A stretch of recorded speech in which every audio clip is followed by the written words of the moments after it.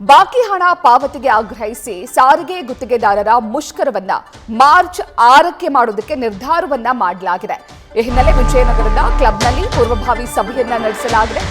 ರಾಜ್ಯಾದ್ಯಂತ ಗುತ್ತಿಗೆದಾರರ ಜೊತೆ ಸಭೆಯನ್ನ ಮಾಡಿದ್ದೇವೆ. ವಿವಿಧ ಇಲಾಖೆಗಳ ಸೇರಿ 37,000 ಕೋಟಿ ಬಾಕಿ ಇದೆ. ಜಿಬಿಯ ಕಡೆಯಿಂದ 1,600 ಕೋಟಿ ಹಣ ಬಾಕಿ ಇದೆ. ಎಲ್ಲಾ ಜಿಲ್ಲೆಗಳಲ್ಲೂ ಕೂಡ ಗುತ್ತಿಗೆದಾರರು ಸಂಕಷ್ಟದಲ್ಲಿದ್ದಾರೆ. ಹಾಗಾಗಿ ಮುಷ್ಕರ ಮಾಡಬೇಕಾದ ಅನಿವಾರ್ಯತೆ ಇದೆ ಅಂತ ಗುತ್ತಿಗೆದಾರ ಸಂಘದ ರಾಜ್ಯಾಧ್ಯಕ್ಷ ಆರ್ ಮಂಜುನಾಥ್ ನ್ಯೂಸ್ ಫಸ್ಟ್ಗೆ ಹೇಳಿಕೆ ನೀಡಿದ್ದಾರೆ.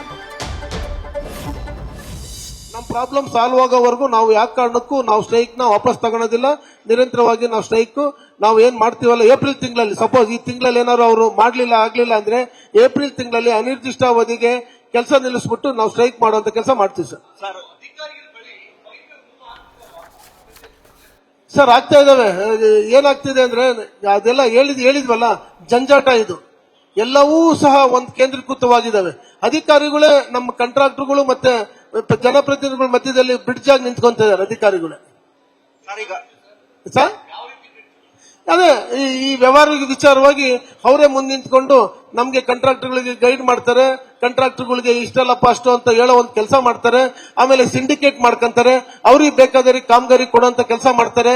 ಅವ್ರಿಗೆ ಬೇಕಾದ ಕಾಂಟ್ರಾಕ್ಟರ್ಗಳಿಗೆ ಕ್ವಾಲಿಫೈ ಇದ್ರು ಕೂಡ ಡಿಸ್ಕ್ವಾಲಿಫೈ ಮಾಡ್ಬಿಟ್ಟು ಅವ್ರಿಗೆ ಯಾರು ಬೇಕೋ ಅವ್ರನ್ನ ಕ್ವಾಲಿಫೈ ಮಾಡುವಂತ ಕೆಲಸ ಅಧಿಕಾರಿಗಳು ಮಾಡ್ತಲ್ಲಿ ಆಗ್ತಾ ಇದೆ ಸರ್.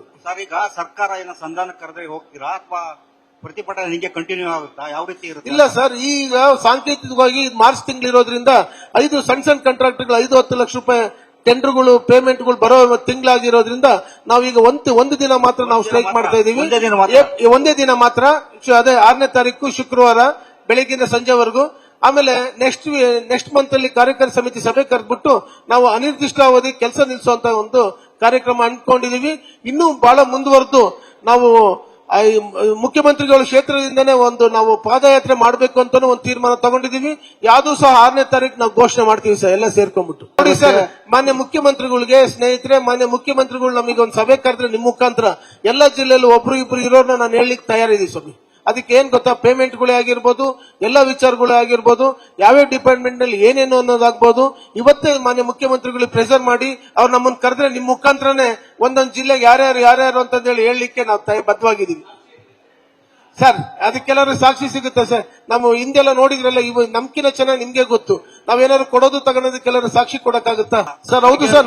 ನಾಳೆ ಒಂದು ತೀರ್ಮಾನ ಮಾಡ್ಕೊಂಡು ರಾಹುಲ್ ಗಾಂಧಿ ಅವ್ರಿಗೆ, ಆಮೇಲೆ ಇವ್ರಿಗೆ ಖರ್ಗೆ ಸಾಹೇಬ್ರಿಗೆ, ಆಮೇಲೆ ನಮ್ಮ ಗವರ್ನರ್ ಸಾಹೇಬ್ರಿಗೆ 3 ಜನಕ್ಕೂ ನಾವು ಪತ್ರಗಳು ರೆಡಿ ಮಾಡ್ಕೊಂಡಿದೀವಿ. ನಾಳೆ ಅವರು ನಡೀತೆ ನಮ್ಮ ಸರ್ಕಾರ ನಮ್ಗೆ ಹೆಂಗ್ ಸ್ಪಂದಿಸುತ್ತೆ ಅಂತ ನೋಡ್ಕೊಂಡು ಅವ್ರು 3 ಜನಕ್ಕೆ ಕೊಡುವಂತ ಕೆಲಸನೂ ಮಾಡ್ತೀವಿ. ನ್ಯೂಸ್ ಫಸ್ಟ್ ನಿರ್ಭೀತಿಯಿಂದ ನಿಮ್ಮ ಪರವಾಗಿ.